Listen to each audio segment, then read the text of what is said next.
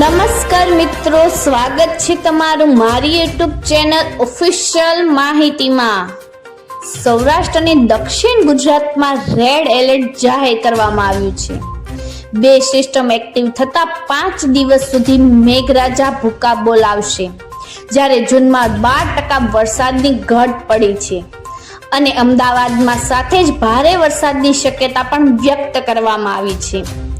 આના વિશેની સંપૂર્ણ માહિતી મેળવવા માટે આ વિડિયોને અંત સુધી જરૂર નિહાળજો અને હજુ સુધી મારી ચેનલને સબસ્ક્રાઇબ ના કરી હોય તો સબસ્ક્રાઇબ કરી લેજો। મિત્રો, હવામાન વિભાગની આગાહી અનુસાર આગામી 5 દિવસ દરમિયાન સમગ્ર ગુજરાત રાજ્યમાં સાર્વત્રિક વરસાદની શક્યતા છે। આ ઉપરાંત આજે ગુજરાતના વિવિધ ભાગોમાં ક્યાંક અત્યંત ભારેથી અતિ ભારે તો ક્યાંક ભારે વરસાદની શક્યતા છે, જેમાં સૌરાષ્ટ્ર અને કચ્છના કેટલાક ભાગોમાં તથા દક્ષિણ ગુજરાતમાં રેડ એલર્ટ જાહેર કરવામાં આવ્યું છે। સાથે જ મિત્રો, હવામાન વિભાગે આગામી 2 દિવસ સૌરાષ્ટ્ર, કચ્છ અને દક્ષિણ ગુજરાતમાં ભારેથી અતિ ભારે વરસાદની આગાહી કરી છે, જ્યારે અમદાવાદમાં ભારે વરસાદની આગાહી છે।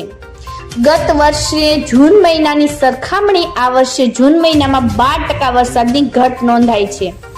હવામાન વિભાગના વૈજ્ઞાનિકે જણાવ્યા અનુસાર હાલમાં ગુજરાત ઉપર સાયક્લોનિક સર્ક્યુલેશન સક્રિય બન્યું છે, જેમાં દક્ષિણ ગુજરાત અને ઉત્તર ગુજરાતના ભાગોમાં સાયક્લોનિક સર્ક્યુલેશન સક્રિય બન્યું છે। આ સાથે જ એક ટ્રમ્પ મધ્ય ગુજરાતથી લઈને મધ્યપ્રદેશ સુધી લંબાયું છે, જેને કારણે ગુજરાતના દક્ષિણ ભાગમાં તથા મધ્ય ગુજરાતના કેટલાક ભાગોમાં ભારે વરસાદની શક્યતા પણ રહેલી છે। જ્યારે અમદાવાદ શહેરમાં ગઈકાલે ધોધમાર વરસાદ વરસ્યો હતો। આ સાથે જ ફક્ત 4 થી 5 કલાકમાં અમદાવાદ શહેરમાં 6 ઇંચ જેટલો વરસાદ પણ ખાબક્યો છે। મિત્રો, વધુમાં આજે પણ અમદાવાદ શહેરમાં ભારે વરસાદની શક્યતા છે, જેમાં વહેલી સવારથી જ વાદળછાયું વાતાવરણ સર્જાયું છે। જોકે ગઈકાલના વરસાદ બાદ વાતાવરણમાં ઠંડક પ્રસરી છે, પરંતુ જેમ જેમ દિવસ ચડતો ગયો તેમ તેમ બપોર સુધીમાં અમદાવાદના લોકોને બફારાનો અનુભવ થતો ગયો, પરંતુ સાંજ બાદ વરસાદની શક્યતા રહેલી છે।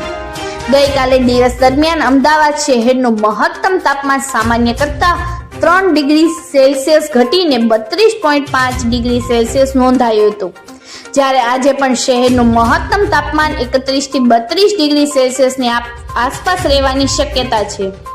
અમદાવાદ સહિત સમગ્ર ગુજરાત રાજ્યના વિવિધ ભાગોમાં છેલ્લા કેટલાક દિવસથી સાર્વત્રિક વરસાદ વરસી રહ્યો છે, જેમાં ગઈકાલે સુરતના પલસાણા તાલુકામાં ધોધમાર વરસાદ ખાબક્યો હતો અને ગુજરાતમાં સૌથી વધુ વરસાદ પણ નોંધાયો હતો। તેમ છતાં હજુ પણ હવામાન વિભાગ અનુસાર ગુજરાતમાં 30 જૂન સુધીમાં 12% વરસાદની ઘટ છે।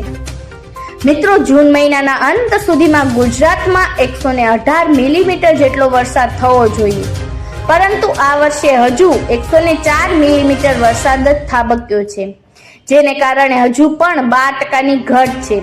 જોકે હવામાન વિભાગે અગાઉથી આગાહી કરી હતી કે આ વર્ષે ગુજરાતમાં સારો વરસાદ રહેશે અને 106% જેટલો વરસાદ થશે, પરંતુ જૂન મહિનાના અંત સુધીમાં વરસાદની ઘટ નોંધાઈ છે। મિત્રો, આવી જ વધુ માહિતી મેળવતી રહેવા માટે મારી ચેનલ સાથે જોડાયેલા રહેજો।